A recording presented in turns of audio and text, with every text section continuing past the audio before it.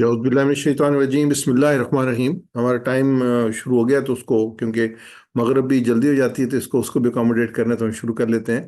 तो level one में इंशाल्लाह हम जो है लेसन नंबर 11 आज इंशाल्लाह स्टडी करेंगे, पढ़ेंगे। और इसमें हम जो है सूरह इखलास आज मुताला कर रहे हैं। और ग्रामर में हम फिल माजी कंटिन्यू करेंगे, ऑलरेडी हमने शुरू किया हुआ है फिल माजी को। शुरू करते हैं। बिस्मिल्लाह अल्हम्दुलिल्लाह वस्सलातु वस्सलामु अला रसूलिल्लाह। रब्बि इश्रह ली सदरी व यस्सिर ली अमरी वाहलुल उक़दतम मिन लिसानी यफ़क़हू क़ौली। सुबहानक ला इल्म लना इल्ला मा अल्लमतना इन्नका अंतल अलीमुल हकीम।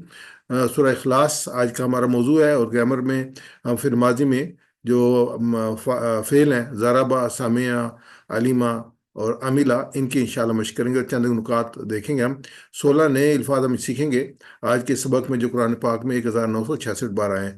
हमें अल्हम्दुलिल्लाह इस तरीके से अपनी वोकैबुलरी हम डेवलप कर रहे हैं। और इस तरीके से जो हम अभी तक जो है 131 अल्फाज सीख सकेंगे, जो कुरान पाक में 30,797 बार आए हैं। ये बहुत बड़ी एक नंबर है, जो कि अल्हम्दुलिल्लाह सिर्फ जब 11 आवर्स में हमने सीखा है, 11 असबाक में। जो बार बार आने वाले लिफाज हैं इनसे हम सीखेंगे। इसी में कुरान पाक को पढ़ना और समझना इंशाल्लाह आसान हो जाएगा।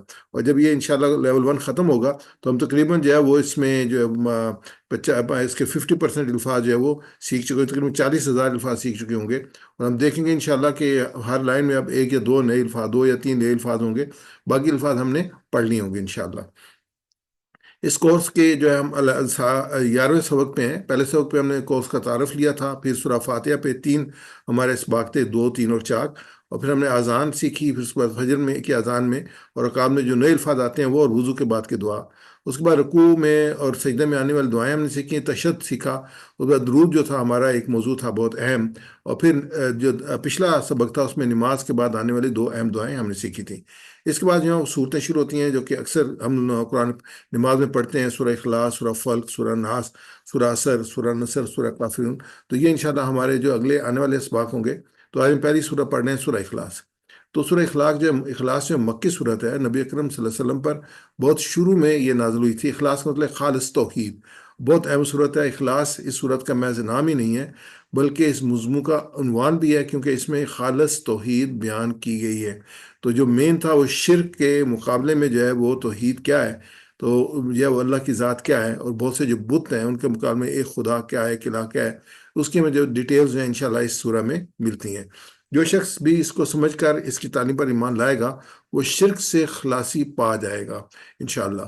तो अब्दुल्ला बिन मसूद से रवायत है कि कुरैश के लोगों ने रसूलुल्लाह सल्लल्लाहु अलैहि वसल्लम से कहा कि आप अपने रब का नस्ब हमें बताएं। यानी कि वो सवाल करते थे ना, उनके भी रब जो थे वो बने हुए थे, कोई लकड़ी का था, कोई पत्थर का था, तो कोई तांबे का था, कोई सूरज को रिप्रेजेंट कर रहा था, कोई मशरिक को रिप्रेजेंट कर रहा था।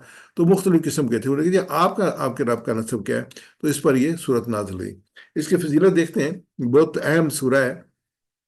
एक तो यह कि सूरह एक तिहाई कुरान के बराबर है। इसमें अल्लाह के रसूल सल्लल्लाहु अलैहि वसल्लम की हदीस है, अबू दरदा रज़ियल्लाहु अन्हु उसके रावी हैं। आप सल्लल्लाहु अलैहि वसल्लम ने फरमाया कि तुम में से कोई एक रात में कुरान का एक तिहाई पढ़ सकता है।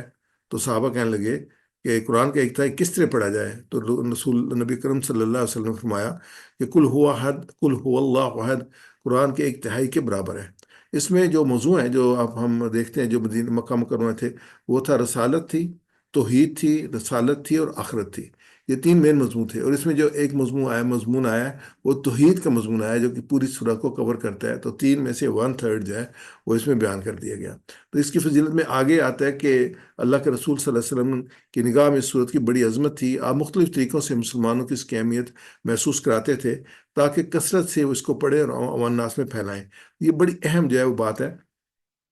तो इसमें जो हमें तालीमात मिलते हैं अल्लाह के रसूल सल्लल्लाहु अलैहि वसल्लम के से, कि इस सूरत के आखिरी दो दो इस सूरत की आखिरी 2 सूरतों के साथ, यानी कि सूरह फल्क और सूरह नास के साथ, हर फर्ज नमाज के बाद एक बार हर फर्ज नमाज का, और मगरब और फजर की नमाज के बाद 3 बार पढ़ना रसूलुल्लाह सल्लल्लाहु अलैहि वसल्लम की सुन्नत है। नमाज के बाद के अस्कार है ना, उसमें बहुत बहुत अहम जिक्र तो ये है कि नमाज फजर के बाद और मगरिब के बाद इन तीनों सूरतों को, सूरह इखलास, सूरह फल्क और सूरह नास को हम 3-3 मरतबा पढ़ेंगे।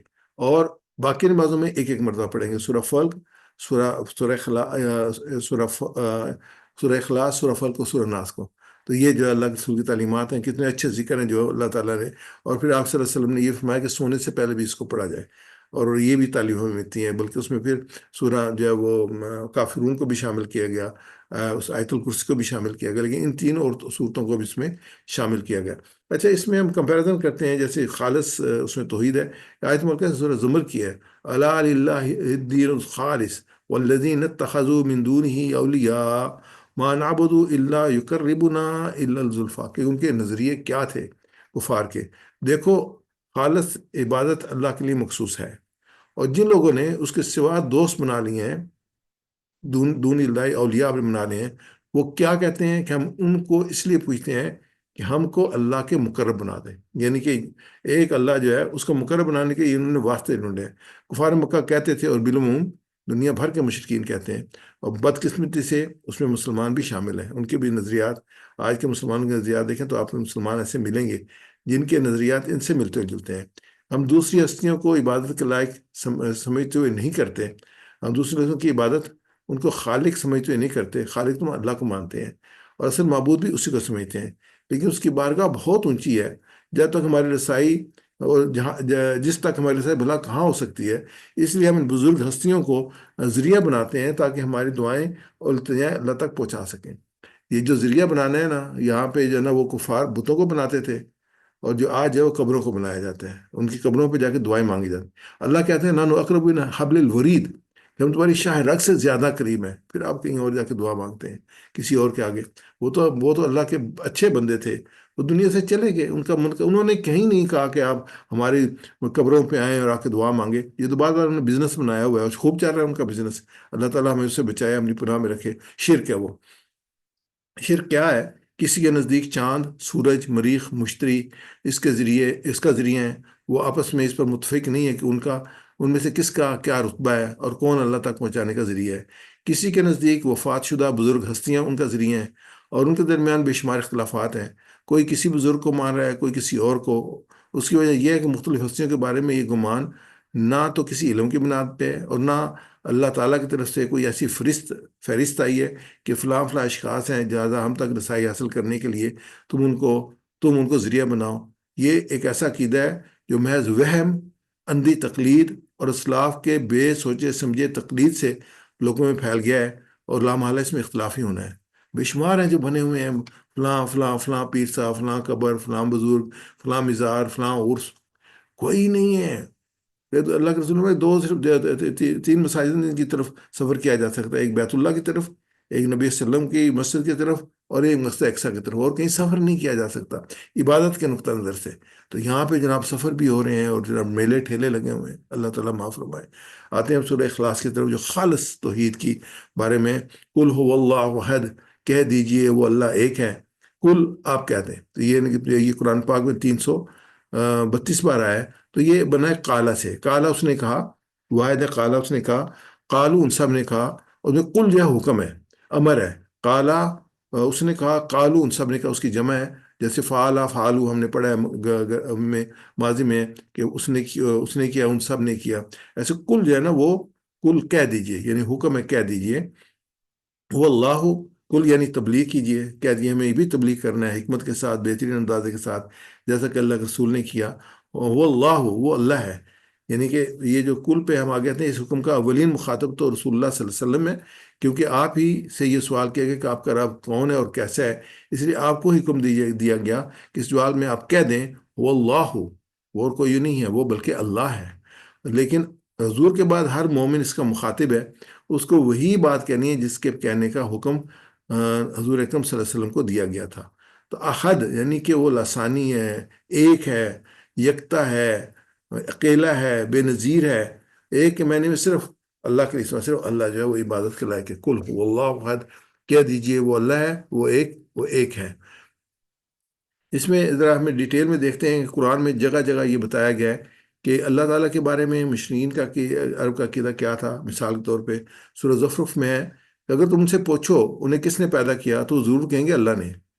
سورہ عنکبوت میں اگر ان سے پوچھو آسمانوں اور زمین کو کس نے پیدا کیا، اور چاند اور سورج کو کس نے مسخر کیا، وہ ضرور کہیں گے اللہ نے۔ اگر ان سے پوچھو کہ کس نے آسمان سے پانی برسایا، تو اس کے ذریعے سے مردہ پڑی ہوئی زمین کو جلا اٹھایا، تو وہ ضرور کہیں گے اللہ نے۔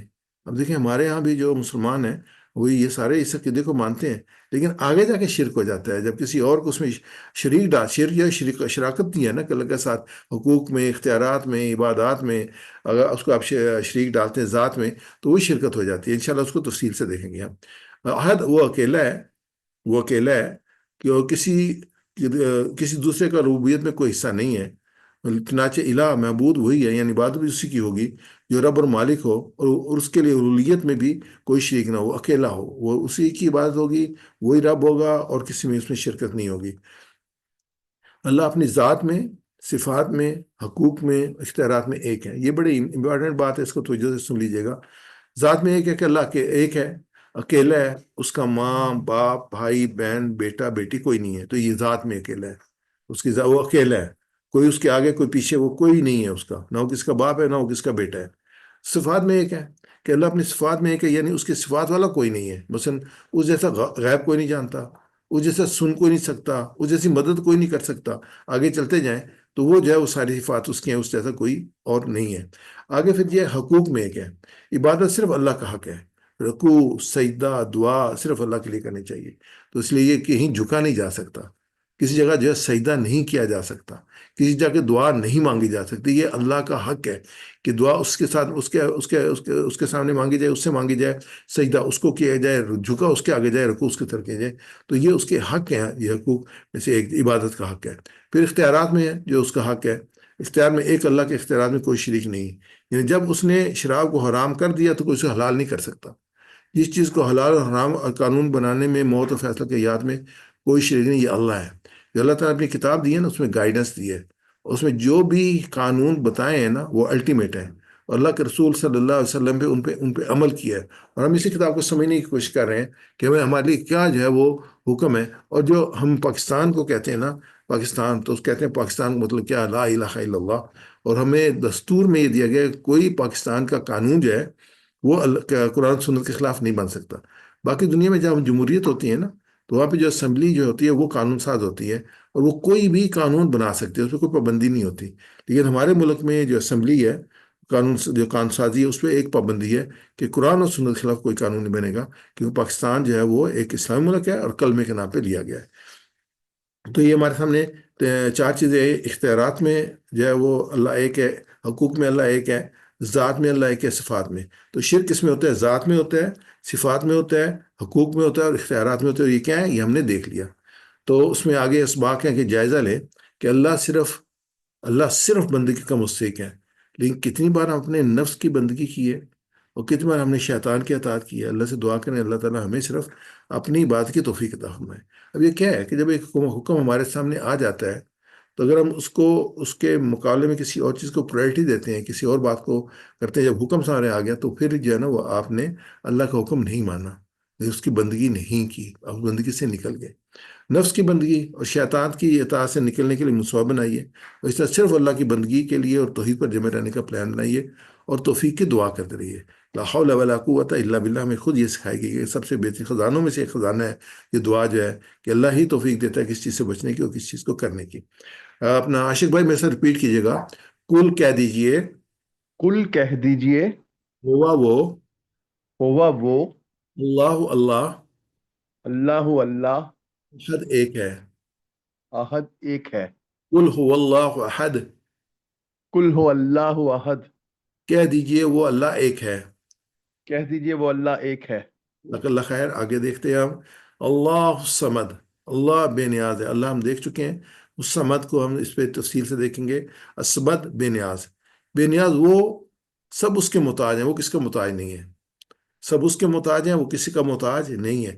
یہ بہت بڑا کانسیپٹ ہے، اور ہمیں بہت کلیئر ہونا چاہیے کہ پوری ہر بندہ، ہر انسان، ہر چرند، ہر پرند سب اللہ کے محتاج ہیں، لیکن وہ کس کا محتاج نہیں ہے. سب اس کے محتاج ہیں. کیسے؟ اللہ کھانے سے بے نیاز ہے، سونے آرام سے بے نیاز ہے، اور وہ اپنی زندگی اور بقا کے لیے کس کا محتاج نہیں ہے. باقی سب مخلوق میں ایک ایک چیز، رزق، صحت، زندگی، شفا، اولاد، حتیٰ کہ اپنی بقا کے لیے بھی سب اللہ کے محتاج ہیں. یہ بہت اچھا ایرو ہے کہ سب اللہ کے محتاج ہیں، اور الصمد ہے وہ اللہ، وہ کسی کا محتاج نہیں ہے. اللہ الصمد، اللہ کسی کا محتاج نہیں ہے. تو اس کو آگے دیکھتے ہیں. سمد جو بے نیاز، یعنی اس کو کسی ضرورت نہیں ہے، نہ اس کو نیند آتی ہے، نہ اس کو اونگ آتی ہے، نہ وہ تھکتا ہے، نہ ہی اس کو کس چیز کی طلب ہوتی ہے۔ تصور کیجئے اس وقت بھی اللہ تعالیٰ کروڑوں انسانوں، اربوں انسانوں اور بے شمار مخلوقات کی ضروریات کو پورا کر رہے ہیں۔ اسی طرح اللہ کی عظمت کو ذہن میں رکھتے ہوئے اس آیت کو پڑھی۔ یہ بڑی امپورٹنٹ چیز ہے کہ ہم تصور سے جو ہے نا کام لیں، اور ہم یہ دیکھیں کہ اللہ جو ہے وہ بے نیاز ہے، اور سب اس کے جو ہے نا وہ آگے ہیں، اور سب کی وہ ضروریات پورے کرنے والا ہے، اور کوئی سمد نہیں ہے۔ قرآن پاک میں صرف ایک دفعہ یہ لفظ آیا ہے سمد کا، باقی تمام مخلوقات ہیں اس کی، سب کو اس نے تخلیق کیا ہے، اور سب کی ضرورتوں کو خیال رکھتا ہے وہ۔ سمد وہ ہے کہ جس طرف لوگ کسی بلا یا مصیبت نازل ہوتے ہیں مدد کے لیے رجوع کریں۔ سمد وہ ہے جو سردار اپنی سعادت میں، اپنے شرف میں، اپنی عظمت میں، بردباری میں، اپنے علم میں اور حکمت میں کامل ہو۔ سمد وہ ہے جو سب سے بے نیاز اور سب اس کے محتاج ہو۔ سمد وہ ہے جس سے نہ کوئی چیز نکلی ہو، نہ وہ کس سے نکلا ہو۔ تو یہ ساری اس میں چیزیں جو ہیں وہ ہمارے سامنے آ گئی، اور کمپیکٹ بھی آتا ہے کہ یہ اللہ کے ساتھ ہے۔ تو یہ دعا یہ بھی دعا کر سکتے ہیں، اے اللہ تو میری ضرورتوں کو پورا کرتا رہا ہے، آگے بھی کر۔ اے اللہ مجھے صرف اپنا محتاج بنا، کسی کا محتاج نہ رکھ۔ آمین یا رب العالمین۔ تو اس میں میرے سے ریپیٹ کیجیے گا، اللہ الصمد، اللہ الصمد، اللہ بے نیاز ہے، اللہ بے نیاز ہے، اللہ الصمد، اللہ الصمد، اللہ بے نیاز ہے۔ اللہ بے نیاز ہے۔ آگے آیت ہے لم یلد ولم یولد، نہ اس نے کسی کو جنا اور نہ وہ جنا گیا۔ یہ اس کا صحیح لفظی ترجمہ ہے، اور مختلف مفسرین نے اس کے ڈفرینٹ ترجمے کیے ہیں، انڈرسٹینڈنگ کے لیے میں آپ سامنے پیش کر رہا ہوں۔ اس کا ترجمہ یہ بھی ہے جیسے کہ نہ اس نے کسی کو جنا اور نہ وہ جنا گیا، نہ وہ کسی سے جنا گیا، نہ اس کی کوئی اولاد ہے، نہ وہ کسی کی اولاد، نہ اس سے کوئی پیدا ہوا ہے، نہ وہ کسی سے پیدا ہوا ہے، نہ وہ کسی کا باپ ہے، نہ کسی کا بیٹا ہے۔ تو یہ انڈرسٹینڈنگ کے لیے جس طریقے سے سمجھ لیں کہ وہ اکیلا ہے، نہ اس کے پیچھے کوئی ہے نہ اس کے آگے کوئی ہے، وہی ایک اللہ ہے۔ نہ وہ باپ ہے، نہ بیٹا ہے، نہ اس نے کسی کو جنا ہے، نہ اس سے کوئی جنا گیا ہے۔ وہ ہمیشہ سے ہے، ہمیشہ رہے گا، وہی ذات باقی رہنے والی ہے، اس سے وہی بات پوری کائنات کو چلانے والی ہے۔ لم یلد، لم کا مطلب ہے ڈیڈ ناٹ، منفی کے لیے یوز ہوتا ہے، ماں بھی منفی کے لیے یوز ہوتا ہے ماضی کے لیے، لا بھی منفی کے لیے یوز ہوتا ہے، اور لم بھی منفی کے لیے یوز ہوتا ہے۔ اور دوسرا جب مظاہرے لیتے ہیں تو لن یوز ہوتا ہے، ول ناٹ۔ لم جو ہے وہ ڈیڈ ناٹ، اور لن ول ناٹ، یہ 348 دفعہ قرآن پاک میں لم آیا ہے، اور اسے 6 دفعہ جو ہے لن آیا ہے، لن ول ناٹ۔ تو لم یلد، لم یلد، لم نہیں، یلد اس نے جنا، لم یلد اس نے کسی کو جنا، نہیں اس نے کسی کو جنا، نہ اس کا کوئی بیٹا ہے۔ یہ اس میں ساری چیزیں آ جی، لم یلد و لم یولد، واو اور لم، نہ ہی یولد وہ جنا گیا، یولد ولم یولد، اور نہ وہ جنا گیا، نہ اس کا کوئی باپ ہے جو اس نے جنا، نہ اس کا کوئی بیٹا ہے، نہ اس کے باپ ہے، نہ وہ جنا گیا ہے، اور نہ اس نے کسی کو جنا ہے۔ یلد جو ہے اس نے جنا، یہ ایکٹیو وائس ہے۔ یولد جو ہے وہ جنا گیا، یہ پیسیو وائس ہے۔ یلد نہ اس نے کسی کو جنا، یولد نہ وہ جنا گیا، موجود نہیں ہے اس کو جننے والا، لم یولد پیسیو وائس آیا کہ کوئی کرنے والا موجود نہیں ہے۔ انسان جب بھی اپنے طور پر اللہ کی ذات کے متعلق سوچے تو اسے انسانی سطح پر لا کر انسان نے جب بھی اپنے طور پر اللہ کی ذات میں سوچا ہے تو اس کو انسانی سطح پہ لا کے سوچا ہے، کہ ہماری جو ہے نا اپنا ذہن اس کی ایک لیول ہے، تو اس سے آگے وہ سوچ نہیں سکتا، اس کی جو ہے نا ایک لمٹ ہے جس سے آگے وہ جا نہیں سکتا۔ تو وہ انسان کی جو اپنی ایک لمٹ ہے اس کے مطابق جو ہے نا اس کو کرتا ہے۔ جب اللہ کا ہاتھ کہیں گے تو ہم سمجھیں گے جیسے ہمارا ہاتھ ہے کچھ پکڑنے والا، ایسے وہ ہاتھ ہوگا، نہیں، وہ ایسے نہیں ہے، ایسے نہیں ہے، ہم اس کا صبر نہیں کر سکتے۔ چونکہ چنانچہ انسان اولاد کا خواہشمند ہوتا ہے، اس لیے انسان نے اللہ کو بھی اولاد قرار دے دیا، اللہ کی بھی اولاد قرار دی، جیسے عیسائی ہیں، حضرت عیسیٰ علیہ السلام کو، جو یہودی ہیں عزیر علیہ السلام کو اللہ کا بیٹا قرار دیتے ہیں۔ حالانکہ وہ جو چیز پیدا ہوتی ہے اس کا مرنا اور فنا ہونا ضروری ہے۔ جو چیز مرنے والی یا فنا ہونے والی ہو وہ کبھی خدا نہیں ہو سکتی، وہ کبھی خدا نہیں ہو سکتی۔ تو اس کے بعد ہے کہ کیوں خدا ضرورت کیوں ہوتی ہے خدا کی؟ بچوں کی ضرورت کیوں ہوتی ہے؟ جب انسان تھک جاتا ہے تو بچے اس کا دل بہلاتے ہیں، اور جب انسان جو ہے وہ سر 1 منٹ دیجیے گا۔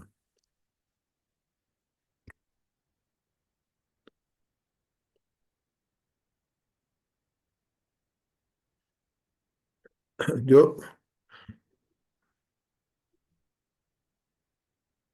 جب انسان تھک جاتا ہے تو بچے اس کا دل بہلاتے ہیں۔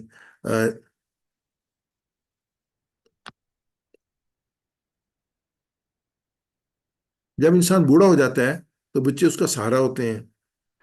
جب انسان مر جاتا ہے تو بچے اس کا کام اور نام جاری رکھتے ہیں. اللہ تعالیٰ ان سب کمزوری سے پاک ہے. وہ تھکتا نہیں ہے، وہ بور نہیں ہوتا، وہ بوڑھا نہیں ہوتا. وہ ہمیشہ سے ہے.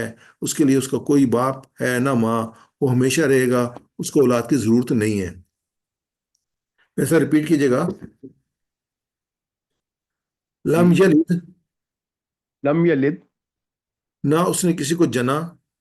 نہ اس نے کسی کو جنا. ولم یولد، ولم یولد، اور نہ وہ جنا گیا. اور نہ وہ جنا گیا. لم یلد، لم یلد، نہ اس نے کسی کو جنا. نہ اس نے کسی کو جنا. ولم یولد، ولم یولد، اور نہ وہ جنا گیا. اور نہ وہ جنا گیا. آخری آیت پہ چلتے ہیں. ولم یکن لہو کفوا احد، اور نہیں ہے اس کا ہمسر کوئی. واو اور لم نہیں، یکن اس جیسا. یکن جو ہے ولم یکن اور نہیں ہے لہو اس کا یا اس کے لیے کفون ہمسر برابری والا. کف میں نے ہم پلہ، ہم پایا، مرتبہ منزلت میں ایک دوسرے کے برابر ہونا، ایک کے اس کے مقابلے کی یا اس کے ٹکر کا جوڑ کا. کفون نہیں ہے، اس کا کوئی ہمسر نہیں ہے، کوئی اس کا برابر نہیں ہے. احد کوئی بھی. جیسے ہم رشتہ تیار کرتے ہیں نا، تو ہم کفو کا خیال کرتے ہیں. لڑکی خاندان لڑکے خاندان، تاکہ ایک لیول کے ہوں. ان کی معاشی اور معاشرتی تو مدنی حالت ایک جیسی ہو، تاکہ نباہ جو ہے اچھی طریقے سے ہو سکے. تو اس کا جو ہے وہ خیال کرتے ہیں، کف کا خیال کرتے ہیں. لیکن اللہ تعالیٰ کو کوئی کف نہیں ہے. تو لیسا کا مثل ہی شیئن، بڑی زبردست آیت ہے سورہ شورا کی. اس کی مانند کوئی شے نہیں ہے. احد کوئی اس کے جیسا نہیں ہے. ولم یقل لہ کفوا احد، اور نہیں ہے اس کا ہمسر کوئی. قل هو اللہ احد، اللہ احد جو ہے اس میں صرف ایک الگ لیا ہے، اور یہ احد جو ہے وہ کوئی کے لیے ہے. قل هو احد کہہ دو کہ اللہ ایک ہے. ولم یقل لہ کفوا احد، اور نہیں ہے اللہ کا ہمسر کوئی. تو یہاں پہ آگے ہم دیکھتے ہیں اس میں اسباق جو ہیں، دل میں اس کی عظمت ایسے چھائے کہ کوئی بھی دور دور تک نظر نہ آئے، نہ ذات میں، نہ صفات میں، نہ حقوق میں، نہ اختیارات میں. اور کیا میرے ذہن میں کوئی اور بھی ہے جس سے میں ڈرتا ہوں؟ کسی اور سے امید ہے؟ کسی اور طاقتور سمجھتا ہوں؟ دعا اللہ میرے لیے کافی ہو جا. تو یعنی میری حفاظت کر اور میری ضرورتوں کو پورا فرما. اور ولم یکن لہ کفوا احد، اس جیسا معاف کرنے والا کوئی نہیں ہے، اس جیسا دینے والا کوئی نہیں ہے، اس جیسا ہر ضرورت کا محبت سے خیال رکھنے والا کوئی نہیں ہے. اللہ کے 99 نام ہے، ہر صفت میں اس جیسا کوئی نہیں، نہ تھا، نہ ہے، اور نہ ہوگا. اس جیسا کوئی بھی نہیں ہے. میں سے ریپیٹ کیجیے گا. وَلَمْ يَقُلْ لَهُ، ولم یکن لہو، اور نہیں ہے اس کا اور نہیں ہے اس کا کفواً احد، کفوا احد، ہمسر کوئی. ہمسر کوئی. وَلَمْ يَقُلْ لَهُ، ولم یکن لہو، اور نہیں ہے اس کا اور نہیں ہے اس کا کفواً کفوا ہمسر ہمسر احد احد، کوئی. کوئی. وَلَمْ يَقُلْ لَهُ كُفُوًا أَحَدٌ، ولم یکن لہو کفوا احد، اور اس کا ہمسر کوئی نہیں ہے. اور اس کا ہمسر کوئی نہیں ہے. جزاک اللہ خیر جی. آگے ہم دیکھتے ہیں حضرت عائشہ رضی اللہ، اس کی جو سورہ اخلاص ہے اس کے بارے میں چند ایک جو ہے وہ حدیث اور لے لیتے ہیں. اس کی فضیلت کے بارے میں حضرت عائشہ بیان کرتی ہے کہ نبی کریم صلی اللہ علیہ وسلم نے ایک شخص کو کسی لشکر کا سردار بنا کے روانہ کیا. وہ جب بھی نماز پڑھاتا تو اپنی قرأت سورہ اخلاص پر ختم کرتا. پھر جب یہ لوگ واپس آئے تو انہوں نے رسول اللہ صلی اللہ علیہ وسلم کے پاس کا ذکر کیا. تو آپ صلی اللہ علیہ وسلم نے فرمایا اس سے پوچھو کہ وہ ایسا کیوں کرتا ہے. تو لوگوں نے اس سے دریافت کی. اس نے بتایا کہ اس صورت میں الرحمن کی صفات ہیں جن کی تلاوت کرنا مجھے اچھا لگتا ہے، جن کی تلاوت کرنا مجھے اچھا لگتا ہے. نبی اکرم صلی اللہ علیہ وسلم فرمایا اس کو کہہ دو کہ اللہ بھی اس سے محبت کرتا ہے. یعنی کہ اللہ کی صفات، اس کو رحمان کی صفات پسند ہے تو اللہ بھی اس سے محبت کرتا ہے. دوسری ایک حدیث ہے، ایک صحابی نماز کی ہر رکعت میں سورہ اخلاص پڑھتے تھے، کوئی اور صورت. رسول اللہ صلی اللہ علیہ وسلم نے ان سے سوال کیا کہ وہ ایسا کیوں کرتے ہیں. تو انہوں نے کہا مجھے اس صورت سے بہت محبت ہے. تو رسول اللہ صلی اللہ علیہ وسلم آیا، اس صورت کی محبت سے، اس صورت سے تمہاری محبت نے تمہیں جنت میں داخل کر دیا. اخلاص، اللہ کی توحید بیان کی گئی جسے مجھے اچھی لگتی ہے. نوٹ کیجئے کہ اللہ کے رسول صلی اللہ علیہ وسلم نے سورت سے محبت کا ذکر کیا، نہ کہ بار بار پڑھنے کا. ہمیں اس سورت سے محبت پیدا کرنے کی کوشش کرنی چاہیے. یہ محبت کیسے آئے گی؟ بار بار جو یاد کرنے سے. ہم یاد رکھیے کہ اللہ ہمارا خالق ہے، رازق ہے، رب ہے، سب سے بڑا محسن ہے. وہ ہمیں مسلسل دیتا چلا جا رہا ہے، ہمیں 70 ماؤں سے زیادہ محبت کرتا ہے۔ یہ اگر ہمارے ذہن میں رہے گا تو ہمیں ایک اللہ کے ساتھ محبت اور پیار پیدا ہوگا، تو پھر ہمیں جو ہے وہ سورہ اخلاص سے بھی اسی پیار پیدا ہوگا، پھر کیوں نہ اس کا بار بار ذکر کریں، اور پھر وہ اس طرح جیسے کہ اللہ نے سکھایا سورہ اخلاص میں۔ شرک کی اور دوسری گمراہیوں کی گندگی اور گمراہی پر غور کیجئے، اور اللہ کا شکر کیجئے کہ اس نے صاف پاک سچی بات ہم تک پہنچا دی کہ اس کائنات کا مالک کون ہے، کیسا ہے، ہم سے کیا چاہتا ہے۔ اگر خدا نہ خواستہ ہمیں یہ پیغام نہ ملتا تو میں خیالات کی گندگی اور گمراہی کے ماحول میں پریشان رہتا۔ اس لیے کوشش کیجئے کہ توحید کی صورت کے پڑھتے وقت دل شوق، محبت اور عظمت سے بھرا رہے۔ اور ایک یہ بھی ہمارے ذہن میں ہونی چاہیے کہ جن تک یہ پیغام نہیں پہنچا، ہم تک الحمدللہ پہنچ گیا، ان تک ہم پہنچانے کی کوشش کریں احسن طریقے کے ساتھ، اور ایک اللہ کے پیغام کو پھیلانے کا بھی پہلے پلان بنائیں۔ اب آگے ہمارا جو سیکنڈ پارٹ چلتا ہے گرامر کا، اس میں ہمیشہ کہتے ہیں کہ آپ جو ایک سانس لے لیں، گہرا سانس لے لیں اور کہیں ربی زدنی علما،